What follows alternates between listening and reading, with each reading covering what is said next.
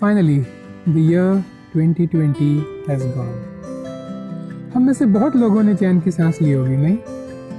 पर क्या सच में 2020 ऐसा था कि हम इसे one of the most negative, worst and unfortunate year describe करें?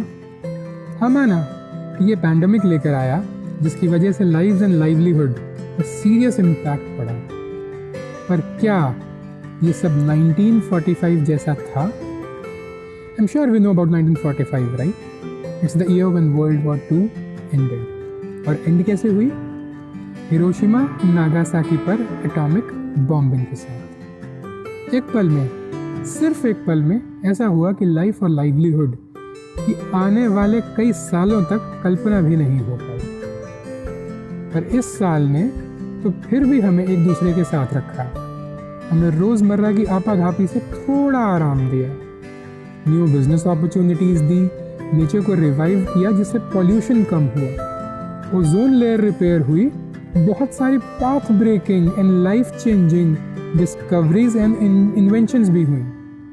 और चलिए इन सब से परे कोविड वैक्सीन्स भी तो बनी भाई।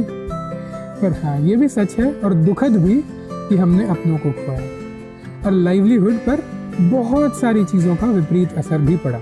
पर तब भी क्या ये 1945 जैसा था? क्या उसके 1% जितना भी था? शायद नहीं।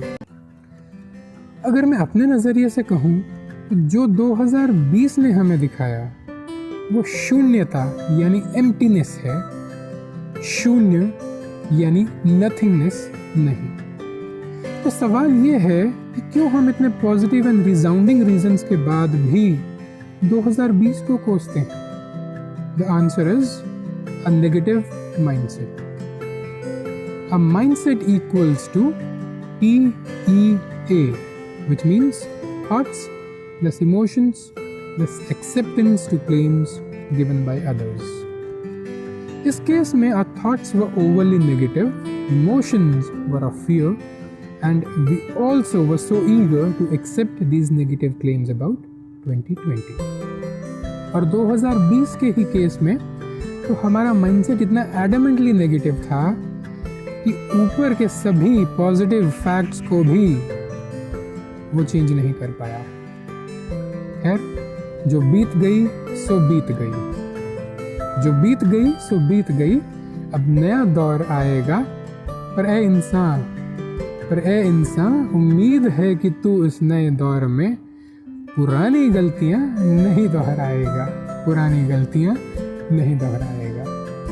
So ladies and gentlemen, boys and girls, we all have got this new year 2021 like a new notebook of 365 pages to write our thoughts, dreams, ambitions and belief systems. Try filling these pages with positive thoughts and meaningful actions. Don't be pushed around by the negativities around you and fears in your mind. Instead of worrying about what you cannot control, shift your energy to what you can create. Fill every page with something lovable, inspiring, creative, and progressive. Last में, I Sahil wish you lots of great work, lots of opportunities, lots of achievements, lots of progression, lots of good travel, lots of good people, lots of love, both give and receive, and lots of learning. Thank you so much.